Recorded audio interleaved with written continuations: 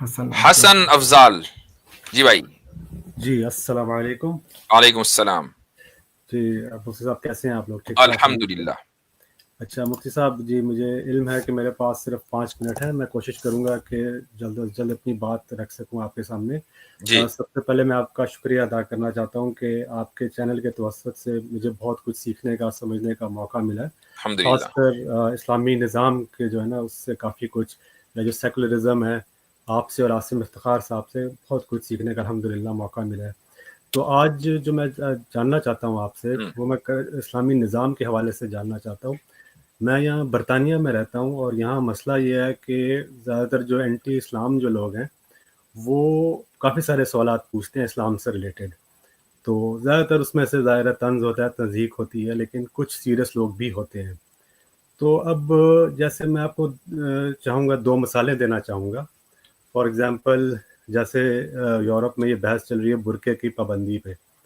تو اب اگر کوئی مسلمان عورت اس لیے برقع لینا چاہتی ہے اسلام کی وجہ سے، تو اب لا اگر یہاں کا یہ کہتا ہے فار ایگزامپل کہ آپ برقع نہیں لے سکتے، یا اگر حلال گوشت پہ پابندی لگتی ہے، تو جو مسلمان ہیں فار ایگزامپل یہاں کے، اگر یہاں کا لا کہتا ہے کہ آپ یہ کام نہیں کریں جو اسلام کے مطابق ہے، تو لیکن مسلمان اس موقع پہ کیا کریں؟ یعنی ان کا جو ہے نا ایٹیٹیوڈ یا ان کا رویہ کیا ہونا چاہیے جب کوئی کلیش ہو رہا ہے یہاں کے لا کے مطابق. میں آپ کو ایک اور مثال بھی دینا چاہوں گا. یہ مفتی طارق مسعود صاحب کا فتویٰ تھا کہ ان سے کسی عورت نے امریکہ سے پوچھا، اس عورت کی طلاق ہو گئی تھی. تو اس عورت نے یہ پوچھا کہ چونکہ طلاق ہو گئی ہے اور جو جائیداد ہے وہ آدھی آدھی ظاہر ہے دونوں میں ایکس ہسبینڈ اور وائف میں وہ تقسیم ہوگی.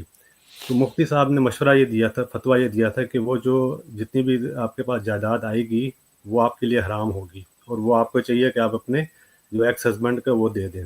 تو مفتی صاحب کے مطابق وہ دے دی تھی، اس عورت نے اپنے ہسبینڈ کو ساری جائیداد دے دی تھی.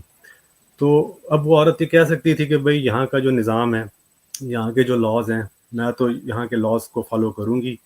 تو میرا جو اصل میں جاننا چاہتا ہوں نا وہ یہی ہے کہ مسلمانوں پہ جب اس طرح کی جب بات ہو تو مسلمان کیا کریں؟ یعنی آپ میرا خیال سوال سمجھ گئے ہیں. کچھ مسائل ایسے ہوتے ہیں کہ جن پر کمپرومائز کیا جا سکتا ہے، جو ایمانیات سے تعلق نہیں رکھتے ہیں، جو آپ کی جو بنیادی آرٹیکلز آف فیتھ ہیں ان سے تعلق نہیں رکھتے ہیں، اور کچھ ذرا آکسیلری قسم کے یعنی بہت ہی فرعی مسائل ہوتے ہیں. مثلا یہی مسئلہ جس کو ایلیمنی بولتے ہیں، یا آپ کی جو یعنی طلاق ہو گئی اور طلاق کے بعد عورت کو جو میریٹل ایسٹس ہیں، جس کو یہ لوگ میریٹل ایسٹ بولتے ہیں، اس کا 50-50 جو ڈویژن ہوتا ہے، یہ کوئی آرٹیکل آف فیتھ نہیں ہے.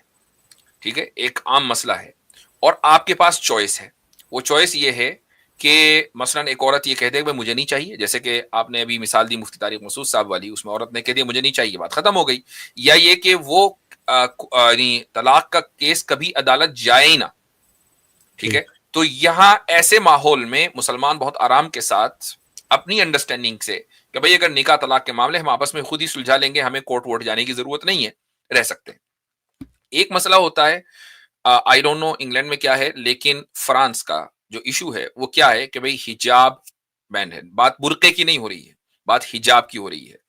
اور حجاب کا مطلب یہ ہے کہ آپ کا اگر خاتون ایسی مسلمان ہے اور اس کے سر کے بال دکھ رہے ہیں تو گویا کہ اس کا مکمل سطر چھپا ہوا نہیں ہے، جو چھپانا ضروری ہے، فرض عین ہے.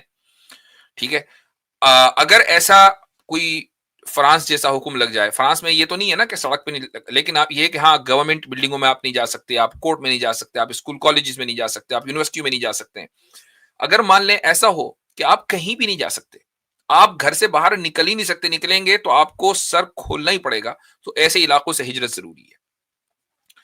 ٹھیک ہے، یہاں سے ہجرت کرنا ضروری ہے چونکہ یہ ایک بنیادی مسئلہ ہے. ایک عورت کے لیے یہ فرض عین ہے کہ وہ یہ کام کرے. اگر اس کو زبردستی دین کے اوپر جو اس کا جو فرض عین ہے اس کو اس سے روکا جا رہا ہے تو پھر اس کے لیے ہجرت ضروری ہے. اب آپ نے اس کی مثال دی ہے حلال کی کہ بھائی حلال پہ پابندی. ٹھیک ہے، تو حلال کھانا یعنی گوشت، ذبیحہ گوشت، حلال گوشت، یہ فرض عین تو نہیں ہے، یعنی آپ سبزی بھی کھا سکتے ہیں، یہ تو ہے نہیں ہے کہ بھائی گوشت ہی کھائیں گے، گوشت نہیں کھائیں گے تو کافر ہو جائیں گے، ایسا تو ہے نہیں. تو ایسے موقع پر اگر آپ کو حلال گوشت نہ مل رہا ہو، اس پر پابندی لگا دی ہو، تو میں یہ نہیں کہوں گا کہ اب اس چکر میں آپ ہجرت کر جائیں گوشت کے چکر میں. تو یہ ہجرت الی اللحم ہوگی، یہ ہجرت فور دا سیک آف دین تو ہوگی نہیں، یہ ہجرت for the sake of meat ہوگی. تو میٹ مل جائے گا دنیا میں بہت ساری جگہیں جہاں حلال گوشت ملے گا، لیکن یہ منہ کے ذائقے کے چکر میں ہجرت ہوئی. تو اس لیے آپ کو یہ دیکھنا پڑے گا کہ وہ ایشو کیا ہے. مسجدوں پر پابندی لگ گئی، ہجرت کر جائیں. آپ اپنی تعلیم نہیں دے سکتے ریلیجس، ہجرت کر جائیں.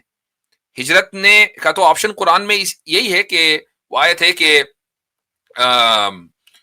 وہ جو اللہ تعالیٰ جب فرشتے روح قبض کریں گے لوگوں کی، تو وہ کہیں گے کہ بھئی کننا مستضعفین فی الارض، کہ لوگ کہیں گے ہم زمین میں بہت کمزور تھے، ہم تبدیلی نہیں لا سکے، ہم کچھ نہیں کر سکے.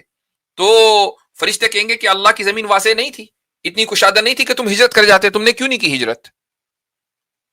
اور پھر جو مسلمان انگلینڈ میں رہتے ہیں، فرانس میں رہتے ہیں، امریکہ میں رہتے ہیں، یہ سارے ہجرتی کے نتیجے میں تو رہتے ہیں. 90% لوگ یا تو یہ سارے امیگرینٹس یا امیگرینٹس کی اولاد ہے.